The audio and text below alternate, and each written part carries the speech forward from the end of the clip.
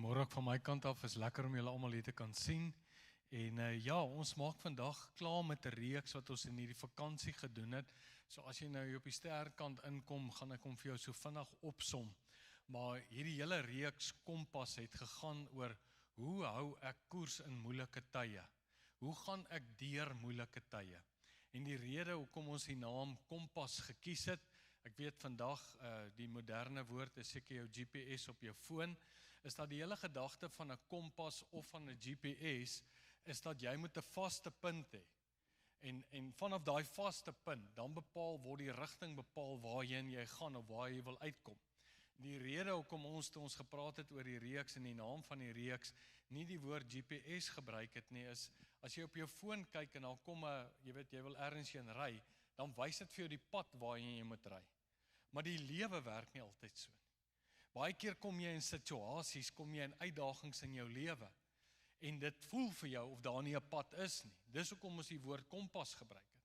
Want ek kan onthou toe ek nog bietjie jonger was en ek was in die weermag, het hulle ons afgelaai en dan het hulle vir ons 'n kompas gegee. Ek was die ou wat nooit met daai ding kon werk nie. Ek verstaan dit tot vandag toe nie. Maar een ding weet ek, hulle het so in die ronde gedraai. En dan het ons koördinate gehad en dan het hy ergens 'n vaste punt gekry en dan het hy die regte koördinaat gekry en dan het hulle gesê ons moet agter hulle aanloop. En dis baie keer wat met ons gebeur is, die vraag is, wanneer ons deur storms gaan, wanneer ons deur moeilike tye gaan, en net so tussen hakies, moeilike tye, storms, dis deel van ons lewe. Dit sal daar altyd wees. Jy weet, die Jode het in daai tyd geglo dat as dit met jou goed gaan, dan is dit 'n teken van dat jou verhouding met God reg is, dat God jou seën. As dit met jou sleg gaan, is dit 'n teken dat daar's iets verkeerd in jou lewe. Maar Paulus kom vir ons en in 1 Korintiërs en in 2 Korintiërs, die 2 briewe wat hy geskryf het, vertel hy vir ons van al die moeilikheid wat hy beleef het in die wil van God. Maar in die wil van God, al die moeilikheid wat hy beleef het, al die uitdagings wat hy gehad het, hier is die vraag, hoe het hy koers gehou? En Paulus sê, kom ek wys vir jou 'n uitnemender weg, kom ek wys vir jou 'n beter koers. Maar dan is dit vir my interessant dat as ons in die tweede brief wat hy geskryf het, dan sê hy vir ons in hierdie brief, en ek gaan nou nie alles herhaal nie, hy sê, ons het sulke groot uitdagings beleef, hy sê, die uitdagings was so groot, ek het eintlik gedink, ek het aan die einde van my lewe gekom. Hy sê, ek het die dood in die oë gestaar. So erg was sy uitdagings. Hy sê, ek het nie gedink ek gaan dit kan maak nie. En in 2 Korintiërs 11 kan jy gaan lees van sy uitdagings. Hy skryf byvoorbeeld oor goed soos, hy's 5 keer is hy op die rug geslaan, 40 houe, 1 minder, 39 houe op die rug. Hy sê, gereeld het ek hongersnood gelei. Hy sê, gereeld het ek dit geken om skipbreuk gehad. Hy sê, gereeld het ek 'n nag in die see spandeer. Het jy dit al imagine? Hy het baie uitdagings gehad. Maar in dit, kom hy dan sê hy die volgende, hy sê, maar wanneer jy swak is, dan is jy sterk. Hoekom? Want hier's wat ek van oortuig geskryf, Paulus, hier's my vaste punt. Hier's die goed waarvan jy moet oortuig wees, as jy deur moeilike tye gaan. En dan kom hy in die gedeelte wat ons gebruik het, die kerngedeelte wat ons gebruik het, is in 2 Korintiërs 1, vers 3 en vers 4. In 2 Korintiërs 1 vers 3 en vers 4 kom hy en wys hy vir ons, waarvan was hy oortuig? Wat was sy vaste punt waaraan hy nie getwyfel het? In die eerste plek dan sê hy sê, geseënd is die God en die Vader, en onthou in daai tyd het ek vir jou gesê, was daar baie gode, daar was oral beelde van al die verskillende gode, oral was daar tempels van wat hierdie God verteenwoordig het, so dit is baie belangrik, as jy skryf van God, moet jy hierdie God verklaar, jy moet sê wie hy is, jy moet vir hom 'n naam gee, en dis wat hy hier doen, geseënd is die God en die Vader van ons Here, die een wat die finale uitspraak, die regter, die een met die finale uitspraak, Jesus, sy naam, en dan sê hy die Christus beteken die gesalfde koning, die lang verwagte koning, die Messias. So hy kom en hy definieer sy God en hy sê, ons leer God ken in die aangesig van Jesus. Maar dan gaan hy verder, dan gee hy 'n kwaliteit, 'n karaktertrek, wie hierdie God is, wie hierdie Vader is. Hy sê, dit is die Vader van alle ontferminge. Daaroor het ons gepraat. Hy sê, die God van alle wat? Hy sê, die Vader van alle ontferming en die God van alle vertroosting. Vertroosting, die Engelse woorde mercy en comfort gebruik. En as ons dit ons 'n bietjie gaan indelf in daai woord vertroosting, trooster, paraklesis, hy's die een, die Vader wat in alle omstandighede, al is jy in doodsgevaar, al voel jy kom aan die einde van jou lewe, al voel jy gaan nie hierdie uitdaging wat voor jou lê maak nie, hierdie storm wat voor jou in lê nie. Hier's wat Paulus sê waarvan hy oortuig is. Hy is oortuig dat Jesus Christus, hy sê hy is die God wat inhaak, daai paraklesis, die een wat langs jou staan, die een wat by jou inhaak, hy is die een wat saam met jou hierdie pad loop. En almal van ons wat hier sit, het al uitdagings beleef. En baie keer as jy uitdagings beleef, dan vra jy hoekom. En baie keer as jy uitdagings beleef, dan sê jy in daai omstandighede, dan sê jy, Here, maar ek verstaan nie. Waar is U? Hoekom help U my nie? As ek kyk na hierdie ou, dan lyk dit vir hom of goed gaan. Hierdie onregverdige, dit lyk of dit reën op sy lande, maar my lande, daar reën dit nie. Maar hier's wat hy sê, hy gee nie 'n rede vir hoekom dit so is nie, maar wat hy wel sê, Paulus vir ons, hy sê, God het die vermoë om elke uitdaging te gebruik, sodat, soos God by jou ingehaak het, dat jy weer by ander mense kan inhaak. Kyk wat sê hy verder in vers 4. Hy sê, geseënd is die God en die Vader van ons Here Jesus Christus, die Vader van alle ontferming, die God van alle vertroosting, wat ons troos in al ons verdrukking. Met ander woorde, jy's oortuig daarvan, jy weet, hy's die een wat jou help, sodat, kyk nou daar, sodat, hy sê, sodat ons, die wat in allerhande verdrukking is, kan vertroos, deur die vertroosting waarmee ons self deur God getroos word. So God mis nie 'n goeie probleem om 'n uitdaging in iemand anders se lewe aan te spreek. Die rede hoekom ons baie keer baie goed beleef, hy sê, God het die vermoë, hy gee nie die redes hoekom nie, hy sê, maar God het die vermoë, om die uitdagings wat jy in jou lewe, wat oor jou lewe kom, hy sê, God het die vermoë om dit te gebruik, sodat jy weer by ander mense, wat in daardie uitdaging is, kan inhaak. So ek wil nou vandag met jou verder praat en vir jou sê, hoe help ons ander mense, wat uitdagings beleef, om koers te hou? Hoe help ons hulle? Ek dink in die eerste plek is daar 2 goed wat ek vir jou wil sê. 2 goed wat verskriklik belangrik is. In die eerste plek, meeste kere as mense uitdagings beleef, dan voel ons wil ordentlik wees en sê nee, gee hulle spasie. Kom ons los hulle alleen. Laat hulle alleen hierdie uitdaging face. Ons moenie nou te naby wees nie. Kom ons gee vir hulle 'n bietjie ruimte. Kan ek jou vandag sê, dis nie goed nie. Genesis 2, heel in die begin van die skepping, skryf die Skepper, die een wat ons uitgedink het, en gedink het hoe ons funksioneer, en gedink het hoe ons as mensdom gaan wees. Hy skryf, dis nie goed dat ons alleen is nie.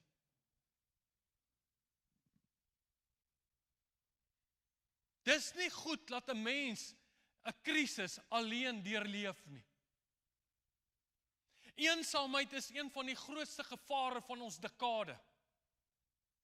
Is een van die grootste uitdagings wat ons tans beleef. Ek dink ek kan 'n probleem alleen hanteer. Hier sit nou mense in ons gemeente, wat deur een van die grootste krisisse van hulle lewe gaan, met siekte. Elke week bel ek die ou. Elke week bel ek hom.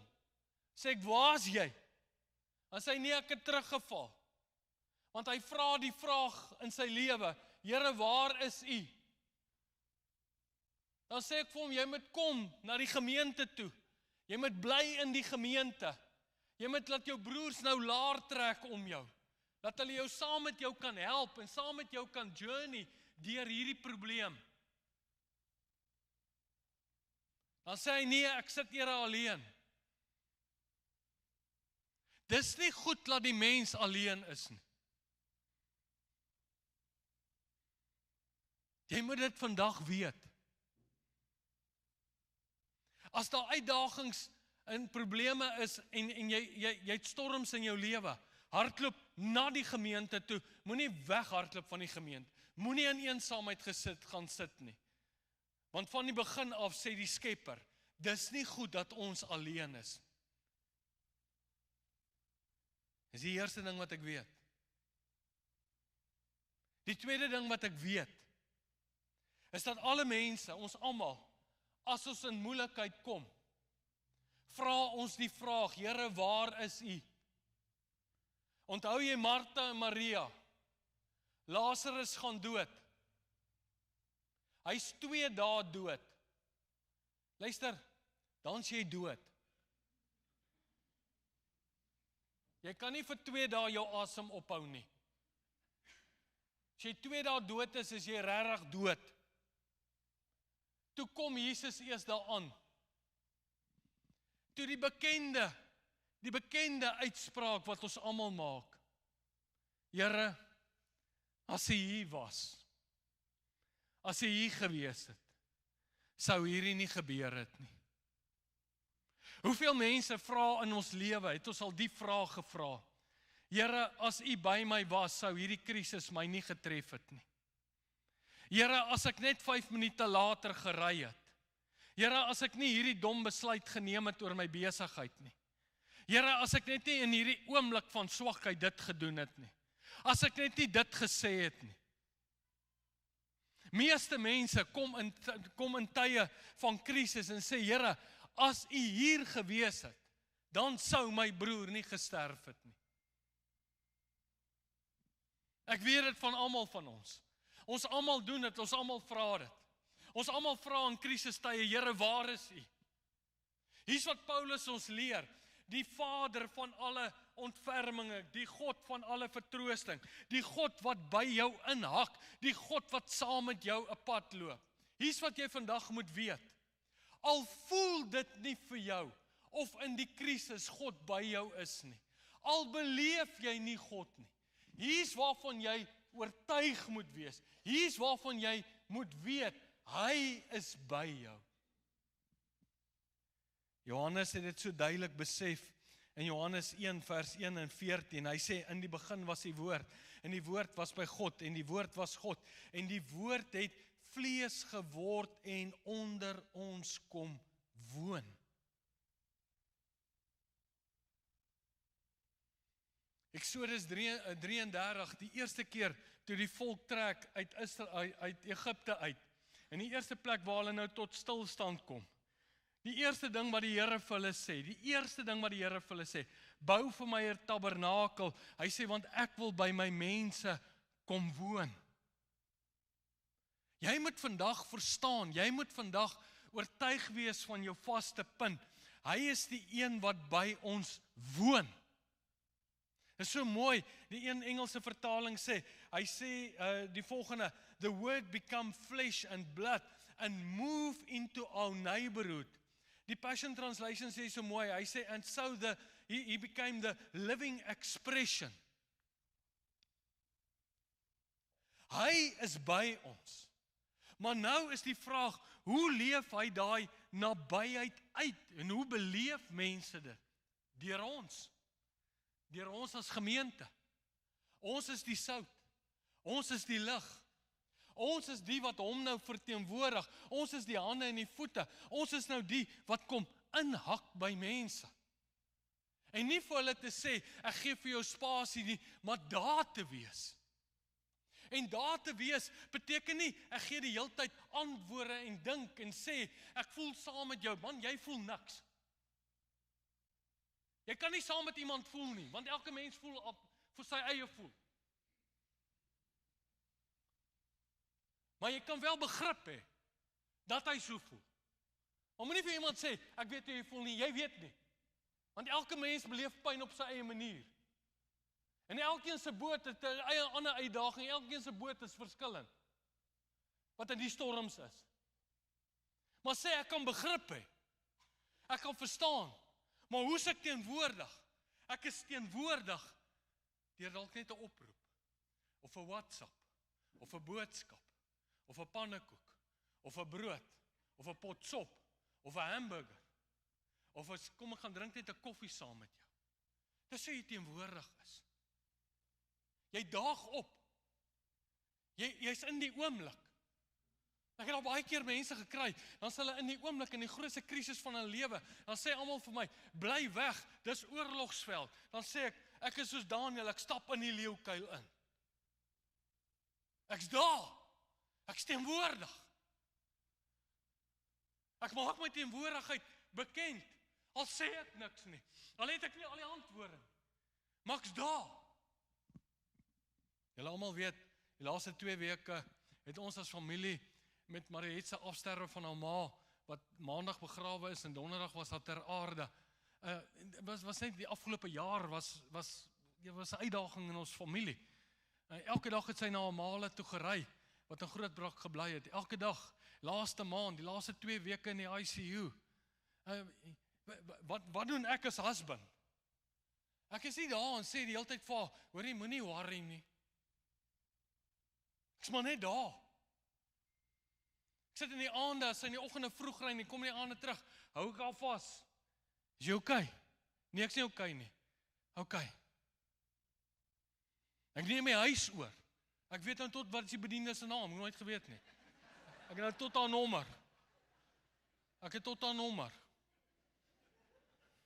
Vir haar gesê, moenie worry nie. Ek het nie in die aande as sy by die huis kom vir haar gesê, hey, luister hierso, jy het 'n verantwoordelikheid in die huis, jy moet kos maak, jy kan nie. Jy stap in, jy is teenwoordig, jy vat oor. Toe ek by skoonma se bed sit, ek sit nie daar by haar en sê vir haar, ma, moenie worry nie, jy gaan nie uitstap nie. Ek kan sien, al die goed gaan agteruit. Ek kan sien, al die organe pak op. Ek vat die hand, ek sit my hand op haar kop. Ek sit so by haar, ek hou haar so vas. Was nog nooit so naby aan skoonma nie. Bid saam met haar, huil saam met die familie. Dis teenwoordig. Dis teenwoordig. Dis help.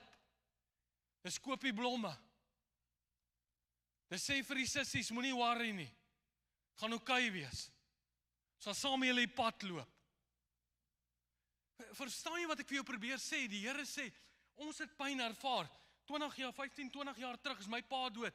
Iets van daai belewenis kan ek nou inhaak by hulle en sê, okay, julle het nog nooit pyn in die familie beleef, nog nooit so naby beleef nie, maar nou haak ek in. Nou kan ek sê, ek kan iets van my pyn wat ek daai tyd met my pa beleef het, kan ek nou uitstraal na julle toe. Ek kan daar wees. Ek kan in die oomblik wees. Dis wat die Here vir ons sê. Dis wat dit beteken, maar sodat jy die kan vertroos, wat ook vertroosting, met dieselfde troos waarmee jy getroos word.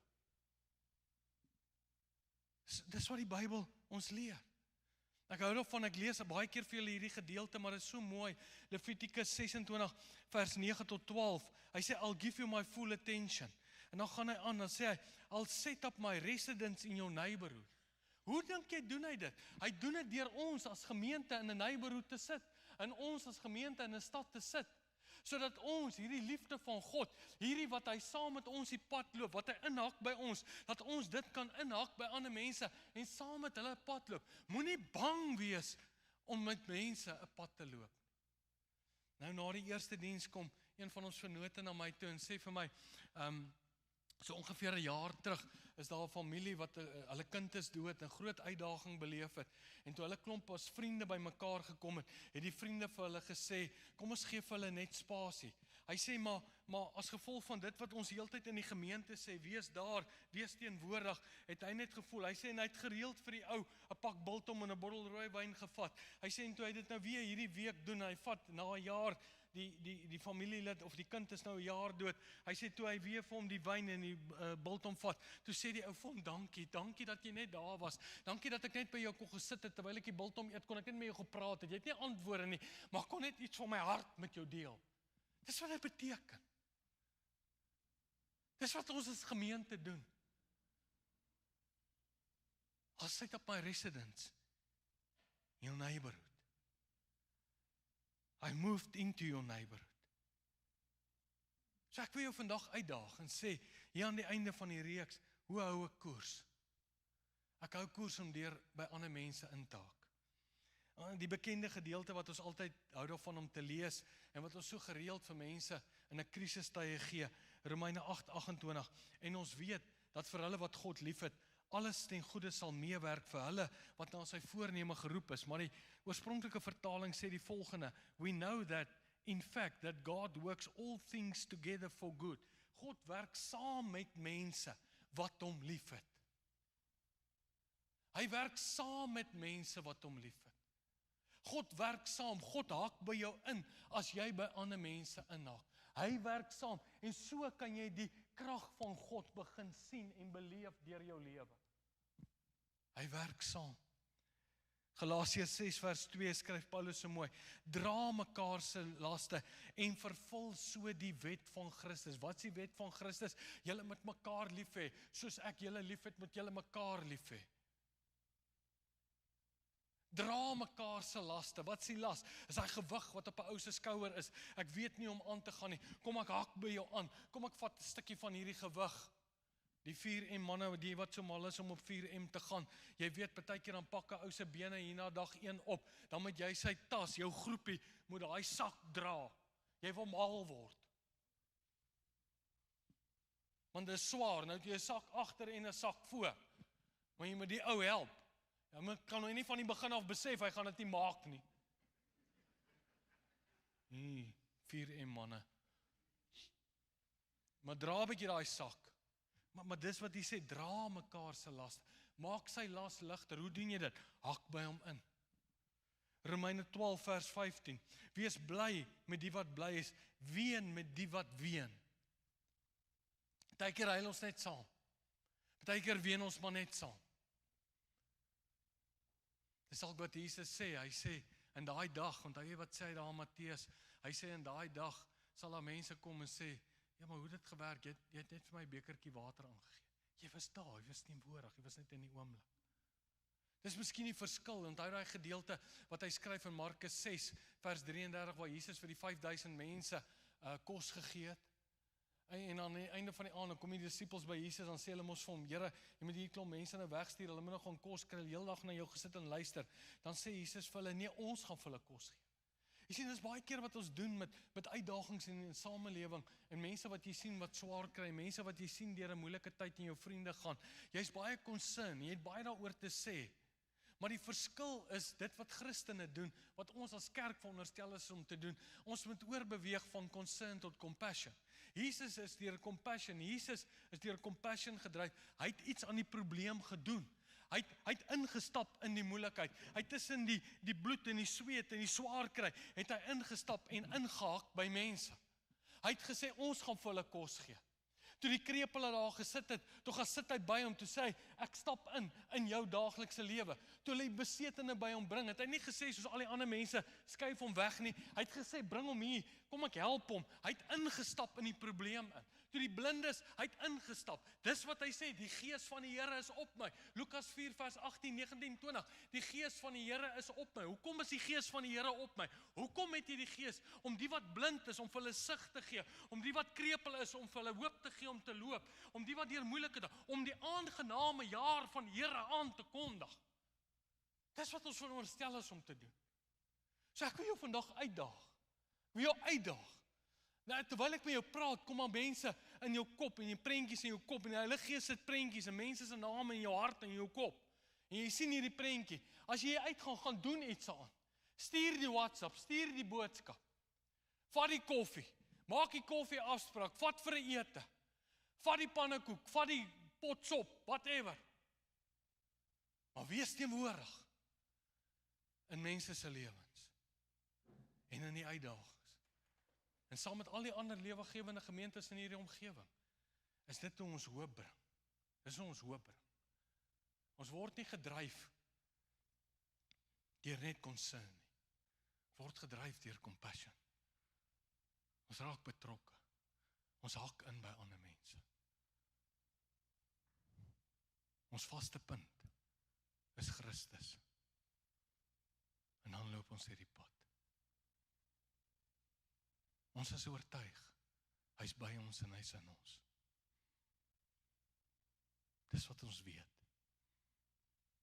As hy daar was, ek is daar. Ek is by jou. Kom maak ons oor toe.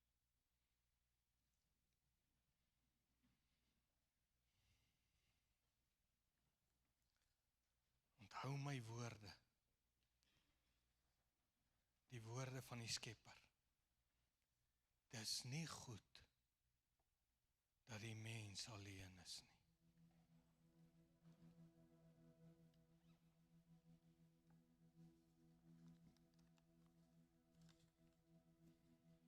Dis hoekom die Here 'n volk, 'n nasie, 'n gemeente, 'n familie. Dis hoekom ons lese is familie op 'n missie. Familie sê, ons dra saam aan die las. Uitdagings gaan jy kry deur hierdie lewe. Dis die lewe.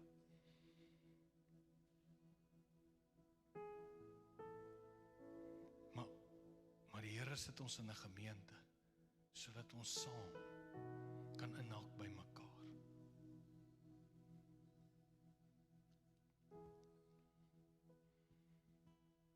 So Hemelse Vader, ons kom vandag na U toe en ons wil vandag erken, ons vaste punt is die Here Jesus Christus. Dankie dat deel van wie U is